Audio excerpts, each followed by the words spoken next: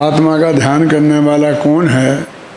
जिसने 5 इंद्रियों के विषयों को पहले छोड़ दिया है और जो मोह मल का जिसने क्षय कर दिया है, मैंने दर्शन मोह का जिसने क्षय कर दिया है और स्वभाव में स्थित है और अविरुद्ध मन, और मन को जिसने रोक लिया है ना, मनो निरुद्धता, मन को रोक लिया है, ऐसा व्यक्ति हवदि झादा अप्पाणम हवदि झादा आत्मा का ध्यान करने वाला होता है। देखो इसमें अपन वहाँ कहते थे ना, कुछ करो मत, बोलो मत और सोचो मत। अब इसमें भी मन को अब रोक दिया है, तो मन से सोचना होता है ना, तो वही बात है ना। ध्यान का स्वरूप बताने में जितनी स्पष्ट वहाँ बात कही है उतनी स्पष्ट नहीं है। पर एकाग्र चिंता निरोधो ध्यानम अंतर मुहूर्तात्, तो वहाँ वही है ना, चिंत मन का निरोध, मन सोचना बंद हो जाए, वही है ना, वो ऐसा ध्यान होता है आत्मा का, मतलब प्योर ज्ञान रह जाता है, ऐसा ध्यान। तो देखो इसी में से पढ़ते हैं कि जो संत मोह मल का क्षय करके, भले ही यहाँ संत लिखा है लेकिन संत माने जिनके संसार का अंत आ गया है, वे सभी संत हैं। क्या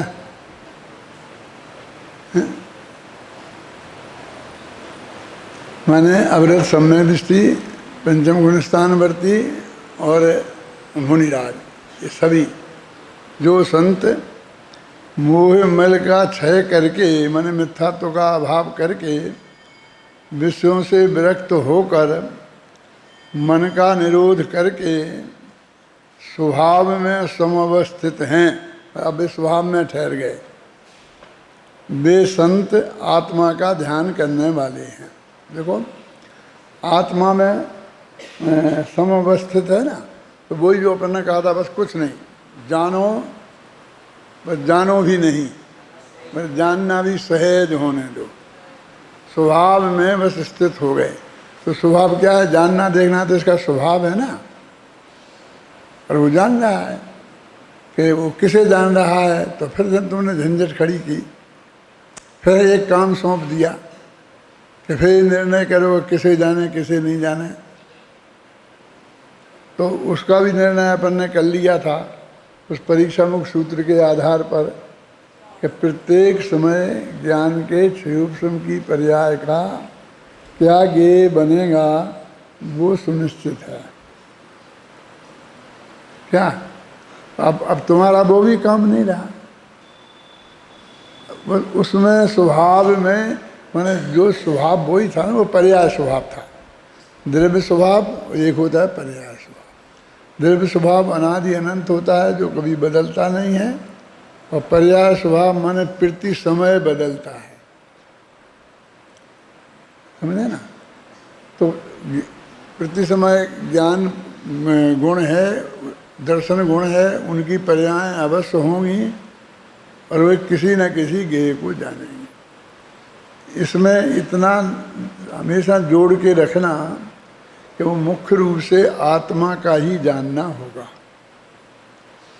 मैंने उदाहरण दे के समझाया था कि यद्यपि 99% तीर्थंकर आते हैं तो स्वर्ग से ही आते हैं, कोई सर्वा सिद्धि से आया, कोई 16वें स्वर्ग से आया, कोई 12वें से आया, महावीर 16वें से आए, पारसनाथ 12वें से आए थे।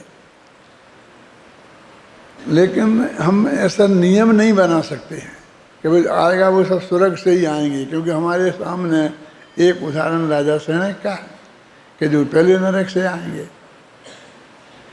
यदि ये उदाहरण नहीं होता, क्योंकि लाखों वर्ष ऐसे निकल जाते हैं कि जब कोई यदि ऐसा नहीं प्रसंग बना हो तो हम ये मानने ही को तैयार नहीं होते। कैसी बात करते हो, जो तीर्थंकर होने वाला है वो नरक से आएगा? ऐसे ही हम यहाँ भी नहीं मान सकते कि वाह जो आत्मा का ध्यान नहीं करेगा पर का ध्यान करेगा, तो पर को जानेगा। पर वो क्यों जानेगा? अपना कोई जानेगा, अपना कोई जानना चाहिए, ख्याल में है ना। तो इसलिए, लेकिन हम ऐसा वो नियम नहीं बना सकते हैं, क्योंकि वो बताया था कि पृथकत्व वितर्क नामक शुक्ल ध्यान में भी आत्मा पर पदार्थ ज्ञान से के अर्थ संक्रांति, व्यंजन संक्रांति और योग संक्रांति होती है। इसलिए जहाँ पर खूब लिखा हो कि पर से आपने समेट कर आत्मा में ले जाता है, तो देखो ले तो नहीं जाता है, वो तो उसकी पर्याय में नक्कीय वैसे ही होता है, बोझा नहीं है, लेकिन भाषा तो ऐसी ही आती है ना। ध्यान किया तो उसने क्या किया, हमने उनका वर्णन किया, तो सबसे बड़े उपदेश को समेट कर यहाँ तक कि अपनी 144वीं गाथा में कितना क्लियर लिखा है कि 5 इंद्रियों और मन से माध्यम से जो हमारा मत ज्ञान तत्व बाहर में उलझता था, वहाँ से समेट कर हमने उसे आत्म सन्मुख किया, और नयों के विकल्पों में जो हमारा श्रुत ज्ञान तत्व उलझता था, वहाँ से हमने श्रुत ज्ञान को समेट कर आत्म सन्मुख किया। आता ना किया की भाषा, यह परिणमति शो करता, ये नियम भी है कि जो द्रव्य परिणमित होता है वही उसका कर्ता होता है, लेकिन जो वस्तु स्थिति है वो हमें समझना चाहिए। लोक में ऐसा निरंतर ही चलता है। अब मेरे पूज्य गुरुदेव श्री के प्रताप से ये सब कुछ अभी भी देखो, ये तत्व ज्ञान की धारा गांव-गांव में बह रही है ना। अब इसमें ये कुछ परसेंटेज ही सत्य है ना, बाकी आप 1000 लोग लग रहे हो हैं, और जिनने उनको देखा भी नहीं है, उन सबका भी योगदान है ना। लेकिन हम मुख्य रूप से एक का ही बोलते हैं। भगवान महावीर की दिव्य ध्वनि आज भी गांव-गांव में गूंज रही है, बोलते हैं ना। तो उसकी जो वास्तविक स्थिति है वो भी हम सब समझते ही हैं। जब हम ऐसा बोलते हैं तब हम कोई कुछ धोखेधड़ी में नहीं होते हैं क्या? यदि हम ये नहीं माने क्या कि ये सब लोग अपने ज्ञान के, तत्व ज्ञान के महायज्ञ में लग रहे हैं, वही हो रहा है, तो भी तो वो बात पूरी तरह सत्य नहीं है ना। और भगवान महावीर की वाणी का सहारा है एकत्व का एकमात्र वो साधन, एकत्व माने एकता, सब में एक रूपता है ना। आखिरकार हमारे जो मतभेद खड़े हो जाते हैं, मतभेद माने तत्व ज्ञान संबंधी, तो फिर हम वो जनवाणी के आधार पर ही तो उनका समाधान करते हैं। और जब जनवाणी में लिखा मिल जाता है तो हम सब लोग चुप हो जाते हैं, एक मत हो जाते हैं, यही रास्ता है। तो इसलिए ऐसे वचन आएंगे, वो यही आत्मा को ध्याता है। जब वो उपदेश भी ऐसा ही होगा, और उसको पूर्व भूमिका में, ये पंखा क्यों नहीं चला यार, जब ऐसा विकल्प होता है ना, तब उसको ऐसा ही विकल्प होता है कि मैं आत्मा का ध्यान करूं। वो थोड़ी उस वक्त याद करता है कि छपक श्रेणी में योग संक्रांति होती है इसलिए मैं किसी का भी ध्यान कर लूं। मतलब उसका विकल्प थोड़ी ऐसा होता है ना। वो तो उससे इसका विरोध नहीं समझना और इससे उसका विरोध नहीं समझना, आगम से अविरुद्ध अर्थ समझना। तत्वा सूत्र का एक सूत्र है, पीत पद्म और शुक्ल लेस्या के बारे में, दुई त्री शेषेषु है ना, कि जो लेस्याएँ हैं तो 2 युगलों में, मैंने 4 स्वर्गों में पीत लेस्या, और फिर 6 स्वर्गों में पद्म लेस्या, फिर बाकी के जितने बचे 6 बचे तो उनमें शुक्ल लेस्या। ऐसा आया, उसका अर्थ ऐसा ही है। फिर सर्वासिद्धि आदि ग्रंथों में, वार्तिक आदि ग्रंथों में ऐसा खोल खोल के बताया कि पहले दूसरे में पीत, दूसरे में पीत पद्म मिला के, ऐसा मिला के वर्णन किया।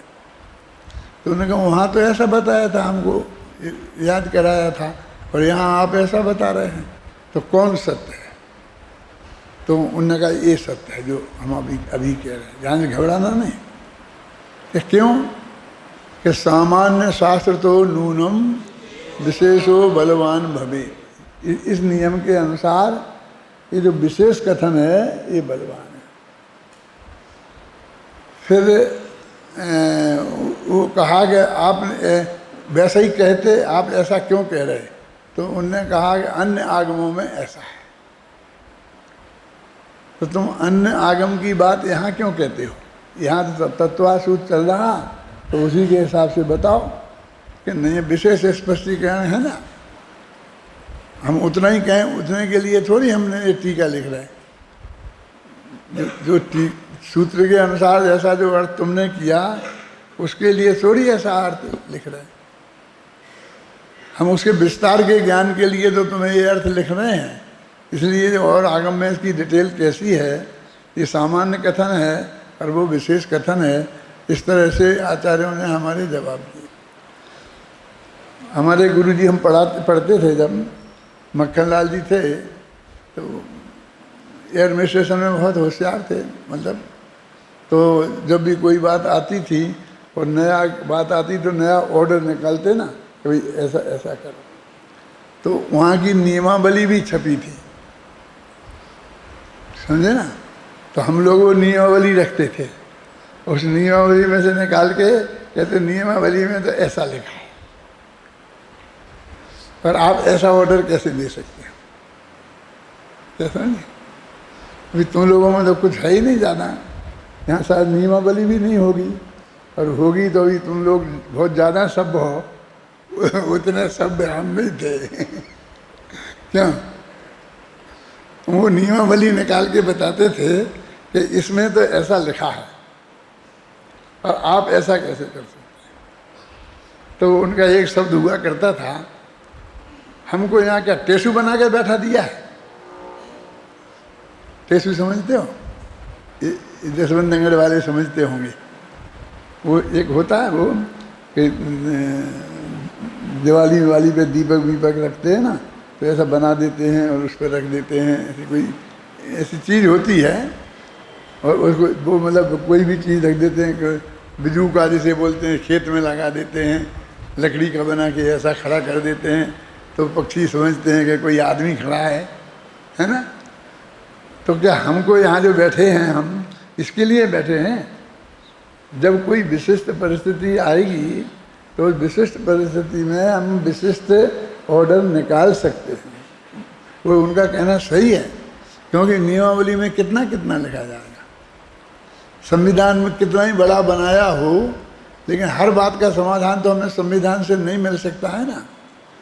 आज कोई विशेष परिस्थिति आएगी तो विशेष परिस्थिति में हम विशेष ऑर्डर भी निकाल सकते हैं।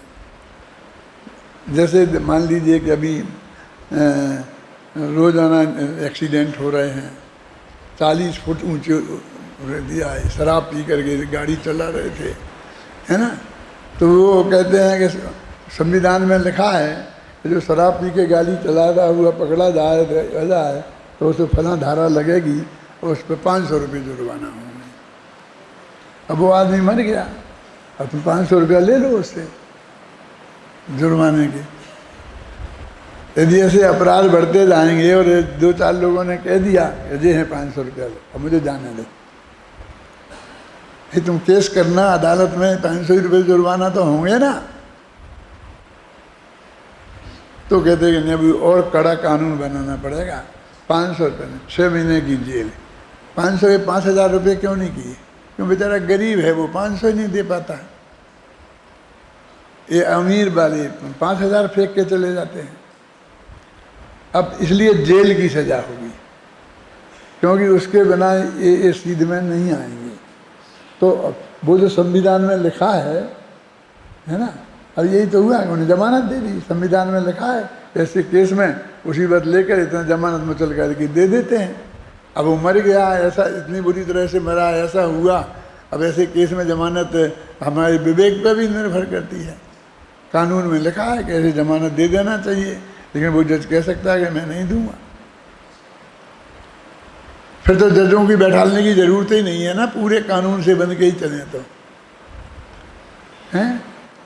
महिलाओं से छेड़खानी पर जो भी प्रावधान थे पहले, उनसे नहीं आती स्थिति कंट्रोल में, और रोज़ाना ये छेड़खानी के केस ज़्यादा आते हैं, तो अब आजीवन कारावास होने लग गया ना। पहले 6 महीने की सज़ा भी नहीं होती थी, हैं? वो आजीवन कारावास भी 2 तरह का होता है। यदि 12 साल शांति से वो जेल में बिता दे तो वो छूट जाता है आजीवन कारावास वाला। और एक वो भी होता है कि नहीं, जब तक ये मर नहीं जाए जब तक नहीं छोड़ना। तो जज ऐसा क्लियर लिखता है कि जब तक अंतिम सांस है तब तक ये जेल में रहेगा। आजीवन का यहाँ ऐसा अर्थ लगाना, 12 साल में अच्छी तरह से रहे तो छूट जाएगा नहीं, है ना। और फिर उस पर नहीं तो फांसी पे चढ़ाने की बात आने लगती है। क्या कहते हैं ना कि इनको फांसी पे चढ़ा देना चाहिए, ऐसा कर देना चाहिए, ऐसा कर देना चाहिए। उल्टा दुरुपयोग होने लगता है। फिर कोई भी किसी के विरुद्ध झूठा इल्ज़ाम लगाता है, 2 गवाही सफाई खड़ी कर लेते हैं। क्यों? एक महिला ने आरोप लगाया, 2 महिलाएं गवाह सभा देने के लिए खड़ी हो गई कि हाँ मेरे सामने इसने ऐसा किया था, छेड़खानी की थी, और उसे बिल्कुल निरपराध हो, और तो भी उसे आजीवन कारावास कर जाएगा। क्यों? 2-4 केस ऐसे होंगे, तुम्हारा नंबर तो आ ही सकता है यदि कुछ गड़बड़ करोगे तो। फिर बाद में फिर विचार होगा गंभीरता से कि नहीं ये तो अन्याय हो रहा है, तो फिर बनेगा कानून कुछ। ऐसा भी बन सकता है कि यदि वो आरोप झूठा सिद्ध हो गया तो उस लड़की को और उसकी गवाही देने वालों को आजीवन कारावास होगा। माने जैसे झूठे केस नहीं बनाए जाएं। मेरे कहने का मतलब ये है कि ये तो परिस्थितियां जैसी जैसी आएंगी उसके अनुसार होगा। गवर्नमेंट को ऐसा अधिकार होता है कि वो जो कानून में नहीं लिखी है बात और उसे करनी है तो वो अध्यादेश निकाल देती है, वो अध्यादेश कहलाता है। तो आर्डर निकाल दिया, लेकिन उस आर्डर को 6 महीने के भीतर लोकसभा से पास कराना पड़ता है। यदि वो पास नहीं हुआ तो वो फेल हो जाएगा। भाई आर्थिक मामले के जो केस होते हैं, यदि वो पास नहीं हुआ तो गवर्नमेंट फेल हो जाती है, इस्तीफा देना पड़ता है। ये हर केस में नहीं है।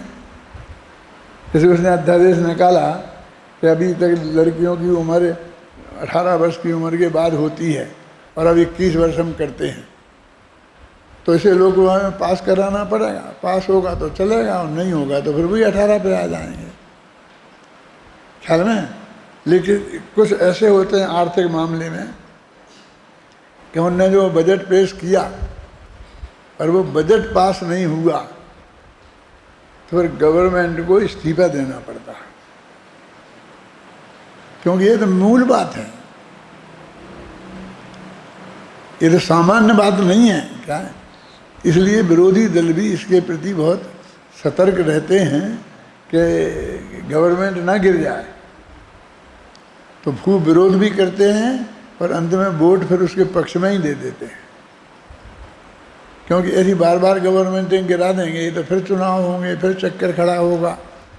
वो भी नहीं चाहते हैं कि फिर चुनाव हो। मतलब बहुत बातें होती हैं ऐसी।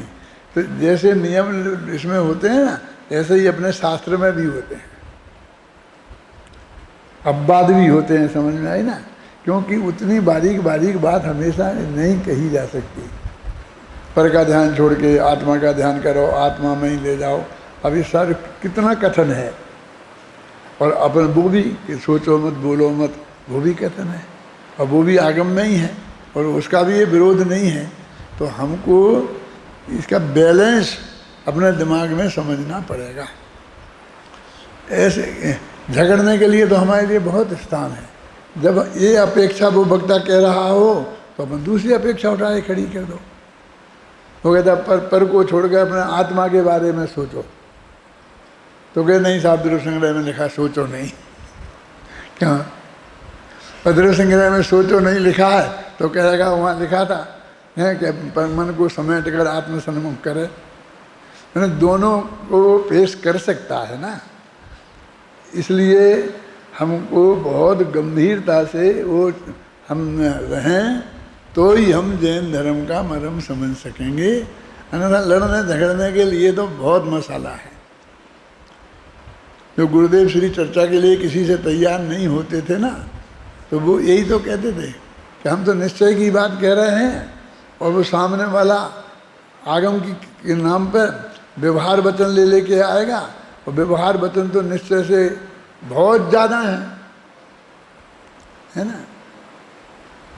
मतलब हमारा एक प्रमाण मिलेगा तो उनकी जगह 100 प्रमाण मिल जाएंगे।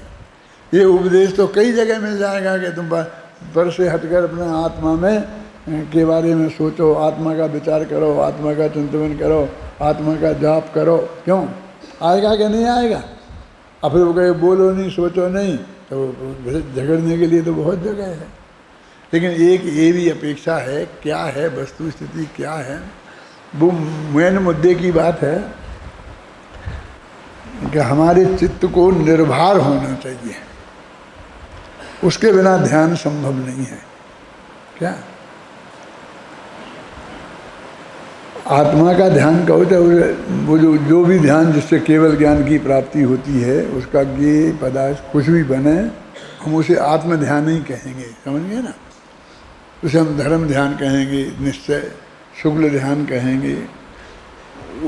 वो ध्यान के पहले इसको पूरी तरह निर्भर होना चाहिए, माने कोई काम इसके माथे नहीं रहना चाहिए। अब दो लोग में तो ये बहुत अटपटा लगता है कि हमारे माथे तो बहुत काम है, हम क्लास के मॉनिटर हैं, जी हैं, वो हैं, भोजनालय हमें देखना पड़ता है, ये देखना पड़ता है, तो हम तो फिर सामायिक कर ही नहीं सकते हैं ना, हैं? फिर नहीं तुम भी सामायिक करना, फिर ये काम देखें क्या नहीं देखें? नहीं काम भी देखना पड़ेगा। तो फिर वो कहता है कि ये क्या, तो वो है ना कि तुम पूरी तरह निर्भर नहीं होगे तो तुम्हें ध्यान नहीं होगा।